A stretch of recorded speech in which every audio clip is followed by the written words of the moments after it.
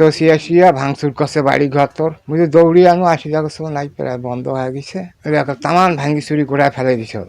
আমার গায়ে হাত তুলছে, আমার শাশুড়ির গায়ে হাত তুলছে, লাঠি উঠাইছে, ওর বউ এসে আমার গলা চিপে ধরছে, ওর শাশুড়ি এসে আমার মাথার চুল ধরছে, অনেক ডাং মার হয়েছে, আমার শ্বশুরের উপর লাঠি উঠাইছে।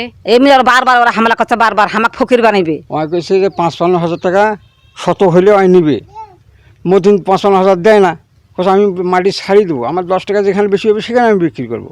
ওইখান থেকে মাটি নিছে ৮৫,০০০ আমি নেবো। আমার তো বাড়ি করা লাগবে, আমার তো বাড়ি করার জায়গা নাই। তো যদি বাড়ি করার জায়গা থাকে তো আমি এখানে বাড়ি করবো। ৮৫,০০০ মাটি নিলাম, এখন আর অত্যাচার ৩ বছর থাকিয়া এখানে যে অত্যাচারটা করছে আমার ওপর। অকশ যে তোর ভাই ডাকে ধরিয়া তুই যদি মাটি পাস, তোর ভাই ঘরের থেকে তুই মাটিটা নিয়ে নেবো, আমার দিতে রাজি আছি, কোনো সমস্যা নাই। তোর ভাই ঘরও কানে না, ওই আসি আমার সাথে কাজিয়া ফাঁসার, ডাঙ্গা ডাঙ্গি, মারামারি, কেস কারবার। এর আগে একটা ঘর উঠেছি, ঘরটা তুলে নিয়ে গেছে, যা আমাদের ওপর কেস করছে। 7 জন আসামি, আমার ছেলে আসিল কলেজে, ওক আসামি করছে, আমার স্ত্রী বাড়ির ওক আসামি করছে, বাবু এসে বিদেশের আসামি করছে, 8 জনকে আসামি করছে। এখানে তো 8 জন উপস্থিত ছিল না, আবার থানা থেকে লোক এসে আমাকে ধরিবার কি জন্যে? আমরা গরিব তাই এখন আমরা আপোষ চাই, এখানে আপোষ চাই, এবং আমাদের জায়গা যেটা নিছি আমাদের জায়গাটা আমরা চাই।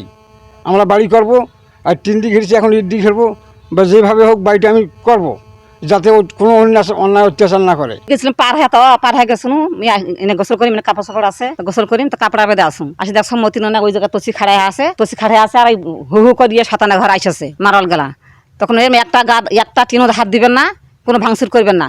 তখন বলেছে বলে এটা আগে তো চোটে কাটিম এটা আগে আসি না। তখন মোক ধাক্কা মারছে, একটা ধাক্কা মারি গিয়ে তখন তো সবার সাথে হুড়াহুড়ি করছি, করছি, তাইলে হারা ক্ষতিপূরণ চাই। আমাকে কষ্ট করিয়া হারা জমি নিছি, তোমার বাড়িতে কাজ কাম করিয়ে নি, হারা তেমন বাড়িতে কাজ কাম করছো মনে করিস, করিয়া কষ্ট করিয়ে জমিলে নেওয়া হয়েছে, মনে করিস বাড়ি করার জন্য নেওয়া হয়েছে। এমনি আর বারবার ওরা হামলা করছে, বারবার হামাক ফকির বানাইবে, কি সুখে থাকিবে?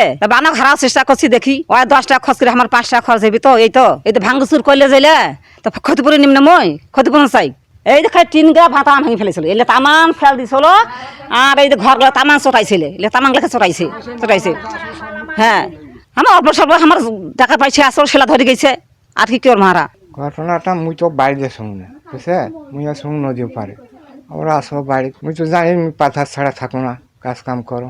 আসি অতি থেকে সোর কাছে ব্যাংকে তো শিয়া ভাঙচুর করছে বাড়ি ঘর তোর বুঝে দৌড়িয়ে আনো আসি যাচ্ছ নাই প্রায় বন্ধ হয়ে গেছে। এখন তামান ভাঙ্গি চুরি করে ফেলে দিছে, ঘরগুলো চটাইছে। এই কারণে এখন কি মুই তো নিশুম মনে করেন মতিনের বারবার কছু যে তোর ভাইগুলো ধরিয়া আসিয়া তুই বিচার সালিশ কর, একবার আনলে সুজায় ডাকে আনলে বসে না, চলে যাও ফলকে বিচার করে না।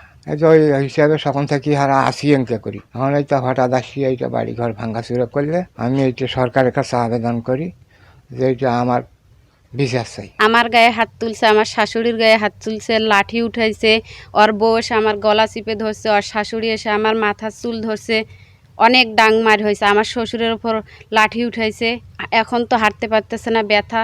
আমরা তো 2-1 জন, আমরা কি ওদের সাথে পারি? ওরা তো অনেক মারওয়াল নিয়ে আসছে আমাদেরকে মারার জন্য, ক্ষতি করার জন্য।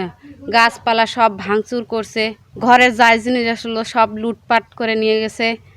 আমরা তো মহিলা মানুষ, পুরুষ মানুষ তো বাসায় বাড়িতে ছিল না, সব তো মাঠে কাজ করতেছে।